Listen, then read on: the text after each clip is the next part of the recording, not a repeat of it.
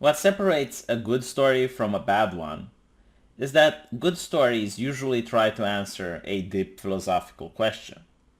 Good horror stories find a very frightful yet possible answer to that very frightful question.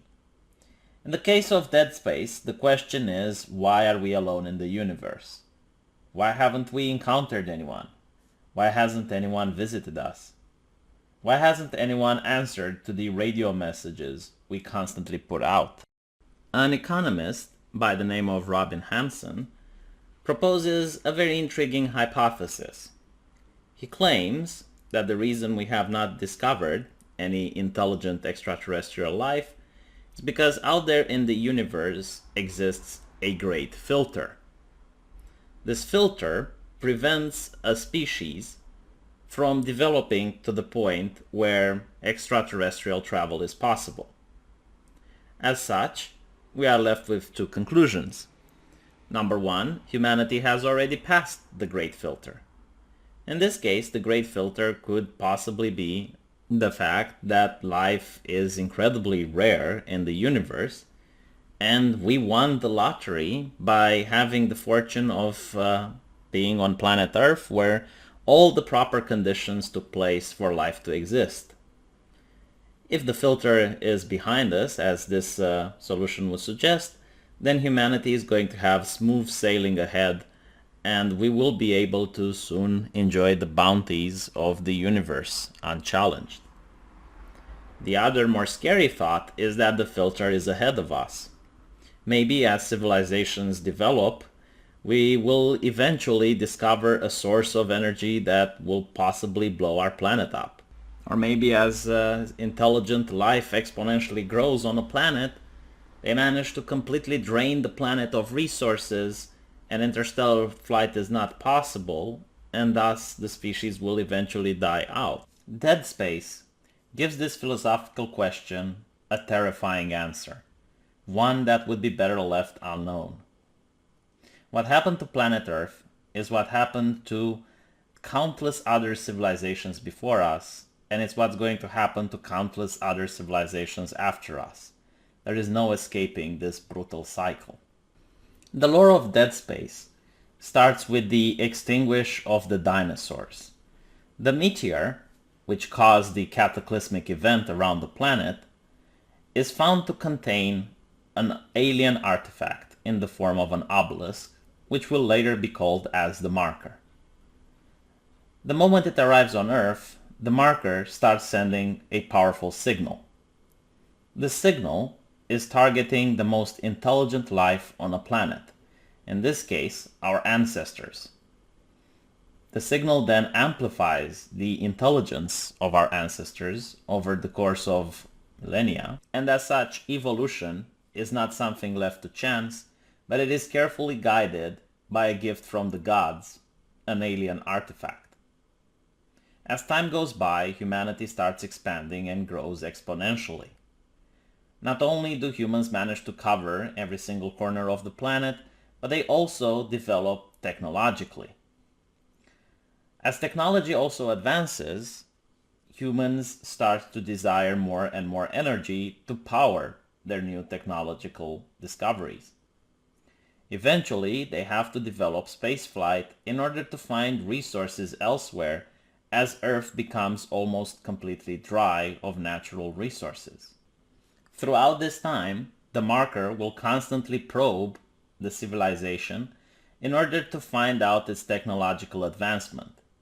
Once a sufficient high technological advancement has been reached, the marker will reach into the mind of certain individuals and will give them visions in order for them to discover it. Once the marker is discovered, it's going to be taken to a team of scientists that will do their best in order to figure out what it is. As I mentioned before, the marker is in control in choosing when to reveal itself, and I assume this is so that the civilization does not have the technology necessary to fully discover what the marker does, otherwise they would destroy it on the spot. Instead, the marker is covered by alien language, which According to the lore, a scientist said it's almost as if it is giving us the blueprint on how to replicate it. Another thing that the scientists discover is that the marker is an endless source for energy. As such, this will be viewed as a gift from the gods themselves. Endless energy means endless possibility. There will be no more need for war. There will be no more famine.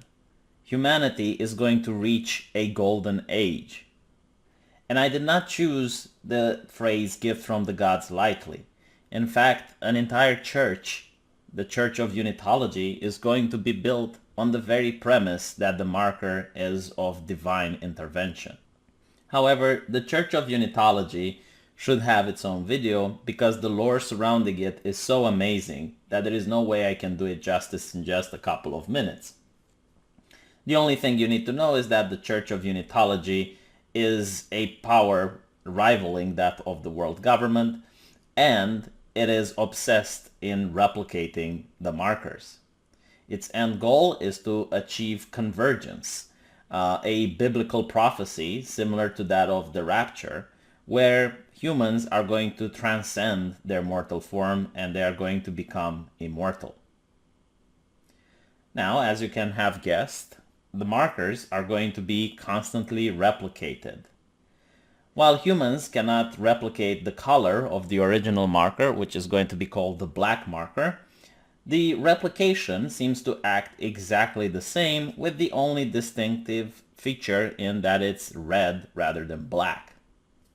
So red markers are going to pop up all around Earth. They're going to pop up on different starships, as well as different colonies and space stations that humanity has built to either power up different technologies or provide place of worship for Unitologists. Once enough markers have been spread around the solar system, their true purpose is finally going to be revealed. The markers will start emitting a signal that will damage the psyche of humans around them. Humans affected by this signal will display strong signs of paranoia as well as dementia. They will either want to kill themselves or try to kill anyone around them. The only defense towards this attack seems to be met by people who are incredibly intelligent. Intelligence, while not providing immunity from the effects, seems to slow them down to a certain degree. Thus, people who are scientists are able to withstand the effects far longer than your average military grunt. Throughout the entire Dead Space lore, I think only 1 or 2 people have shown to have complete immunity to this effect, so I think they are quite negligible considering that billion others have fallen to it. So after enough mass murders or mass suicides happen around the marker, it will start sending a different signal, one which reanimates dead tissue, changing the bodies of the deceased into creatures known as necromorphs. Necromorphs come in different shapes and sizes, but what is common for all of them is that the bone structure gets rearranged. Usually bones are going to be used as weapon, and the blood in their veins starts boiling hot. One necromorph is far stronger and faster than a human. One reason for this might be that our body, our brain, limits our power to a third of what we are capable of.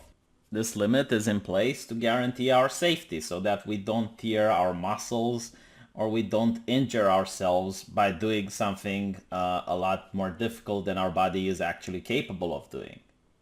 However, in moments of pure adrenaline rush, humans have been known to be able to lift many times what they normally can, or to run many times faster than they would normally be able to. Necromorphs have this restriction lifted. As such, they are faster and stronger than normal humans.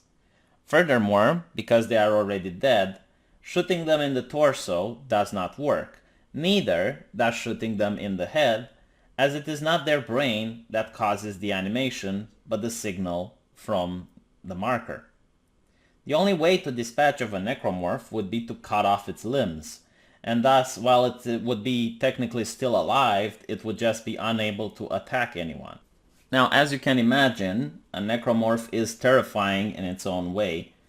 It is a creature that does not require sleep, does not require food, it does not stop, it does not get tired.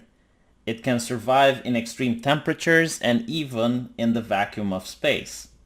The only reason a necromorph exists is to kill any other living thing in its vicinity, and thus put it under the effect of the marker, which will then transform it into another necromorph. When enough corpses are available in an area, they will sometimes fuse together, creating enormous behemoths of horror, capable of slashing through walls and piercing even bulkhead doors. What I have described up till now is a Stage 1 necromorph infestation. The necromorphs seem to operate based on instinct. They do not seem to have any sort of tactics. However, they still provide a formidable challenge against any surviving military units.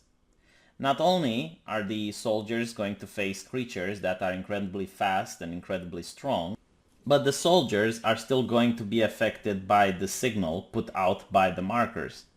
This can cause soldiers within the unit to go berserk, to treat their allies as enemies, to commit suicide and lower the morale of the remaining people.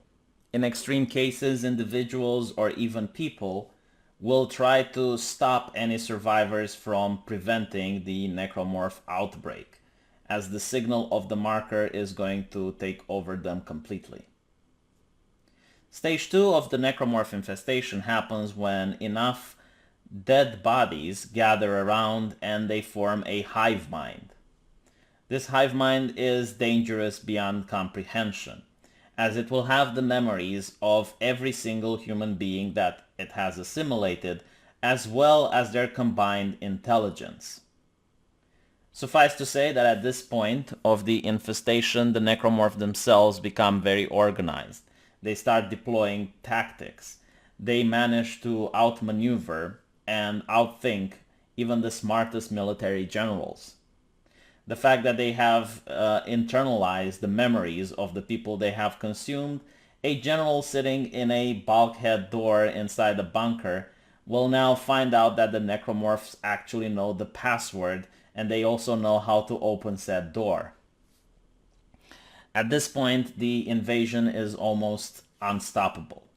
And if allowed to continue even further and even more dead bodies accumulate, the final stage of the necromorph infestation will take place. This is called the convergence event, something that was prophesied by the Church of Unitology. The convergence event happens when the marker flies into the atmosphere and is going to start pulling all of the dead bodies, including the hive mind, as well as parts into the planet in order to form what is called a brethren moon. The brethren moon is a being beyond human comprehension. It will not only contain the memories of the entire people they assimilated, usually that meaning the population of an entire planet, but also their collective intelligence. It will then start to hunt out every single human outpost, every human spaceship, and it's going to consume and internalize everything in its path.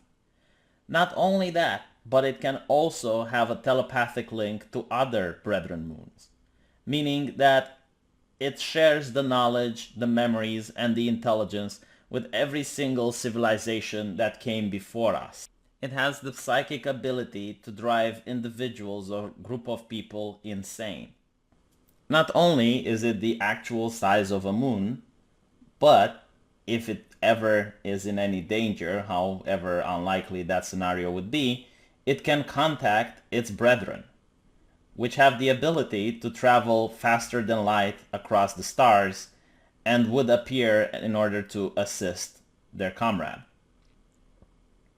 There is only one alien species within the lore of Dead Space that have managed to stop a brethren moon, and they did so by creating a machine that froze their entire planet during a convergence effect. thus preventing the moon from fully forming and contacting its brethren. However, as you play the game, you realize that the brethren moon, which was still frozen, somehow managed to influence your psyche through different visions and dreams in order to get you to shut that machine off, and thus calling its brethren in order to attack Earth. Unfortunately, this is where the story of Dead Space ends. EA Games, the publisher, did a horrible marketing job which made sure that this amazing IP went into its grave. What we do know from one of the developers is that they actually had a plan to stop the Brethren Moon. However, as they said, the plan was something that was better left unfound. That the cost of stopping them would be even greater than what the Brethren Moon has in plan for humanity. So this is the answer that Dead Space has for the question that we started with. The reason humanity can't find any other intelligent spacefaring civilization is because of this great filter. Reason we are surrounded by nothingness called dead space is because we are part of a cycle that has repeated and will repeat itself for possibly eternity. It's more than likely that even other galaxies have been completely consumed by the Brethren Moons, and that the only life that exists in the universe is life that they allow it to exist. In this scenario, humanity is just like the bacteria in a petri dish that exists only because a scientist wants it to exist and will end once its purpose is finished. Just like the scientist doesn't have any sort of attachment or feelings to the bacteria, neither does the Brethren Moon towards the civilizations they consume. I hope you enjoyed this video. I know it's something different than what I do on my channel. The reason I did it is because I actually plan to start a Dead Space Let's Play on my other channel regarding how this particular video is going to be received.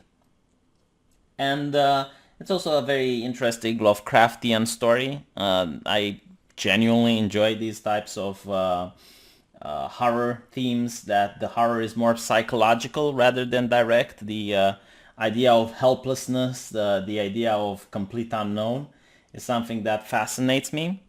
And hopefully, if enough people get interested into Dead Space, maybe there's going to be a Dead Space 4 in the future, as I am dying to figure out what type of plan the developers have in order to stop this menace.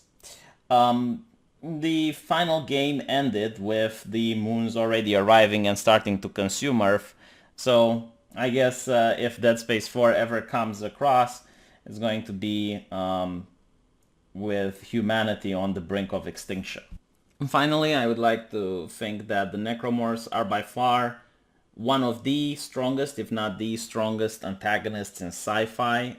Their ability to share the memories and intelligence of the people they consume is quite interesting, especially when they're able to do so for entire planets.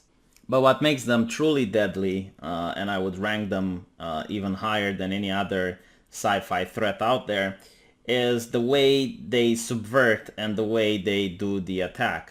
Not only do they attack unexpectedly when the civilizations knows little or nothing about them, so they can't develop any sort of defense against them, the markers themselves, which by now are being spread across the entire civilized space, do powerful psychic damage to the civilization that built them. And the people who build them don't even know that this is happening. I mean, if they knew, they would probably be able to stop the event quite easily by just destroying the markers.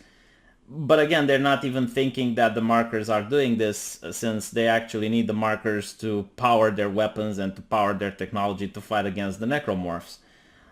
So this is why I genuinely think that this is one of the most well-written alien species in sci-fi when it comes to how deadly and how terrifying they are. Something that would come even close would be the Reapers from Mass Effect. But in my opinion, the Reapers operate a lot more slowly, allowing civilization to potentially develop weapons that could stop them, or build enough capital ships that could somehow stop them, while the Brethren Moons don't do that. They know exactly when to act, they know exactly when to attack, and the civilization doesn't even have the potential of defending themselves. This is why, again, I was really interesting to see what the devs had in store for Dead Space 4. I'll hopefully, if not a video game, at least a book. I would be happy with the book, or with the comic book, or anything like that. I would definitely spend my money on it. Let me know what you think. Looking forward for the comments, and I'm curious if you think there's an alien species that's more terrifying than the Necromorphs.